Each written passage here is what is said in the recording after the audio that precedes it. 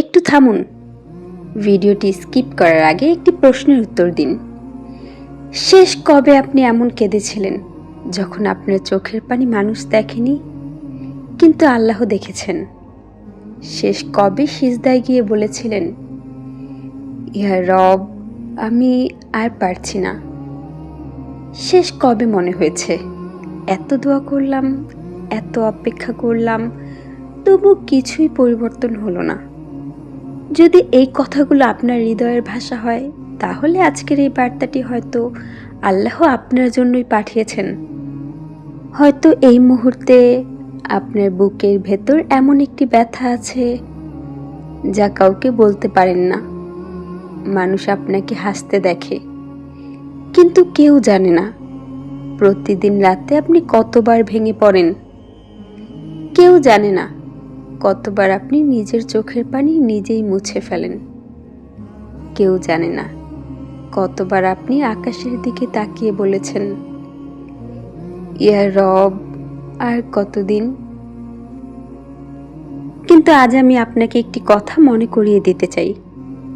আপনি অপেক্ষা করতে করতে ক্লান্ত হয়ে গিয়েছেন, কিন্তু আল্লাহ আপনাকে ভুলে যাননি। আপনি দোয়া করতে করতে ক্লান্ত হয়ে গিয়েছেন, কিন্তু আপনার রব আপনার দোয়া শুনতে শুনতে ক্লান্ত হন না।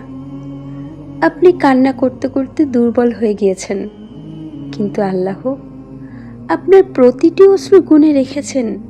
একটিও হারিয়ে যায়নি, একটিও বৃথা যায়নি।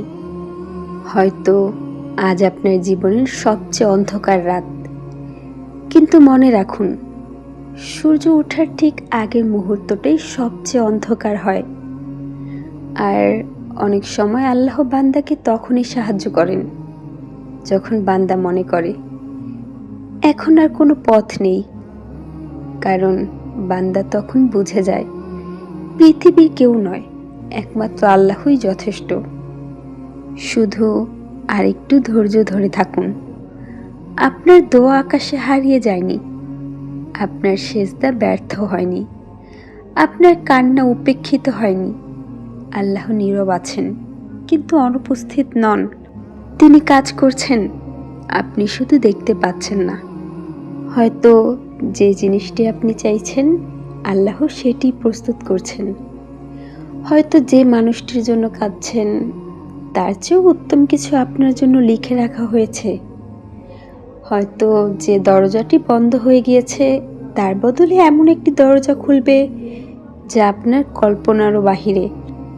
তাই আজ আরেকবার সিজদায় যান, আরেকবার হাত তুলুন, আরেকবার বলুন, ইয়া রব, আমি ক্লান্ত, কিন্তু আপনার উপর ভরসা হারাইনি।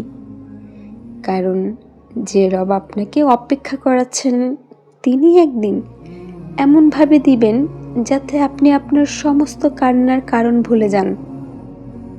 শেষ কথা, যদি আপনি ধৈর্যের শেষ প্রান্তে পৌঁছে যান, তাহলে শেষবারের মতো নয়, আরেকবার আল্লাহকে ডাকুন। কারণ আপনার রব বলেছেন, নিশ্চয়ই কষ্টের সাথেই রয়েছে স্বস্তি। হয়তো আপনার স্বস্তি, আপনার মুক্তি, আপনার সুসংবাদ আপনার ধারণার চেয়েও কাছে, ইনশাআল্লাহ। As I look to nature's beauty, dazzled am I.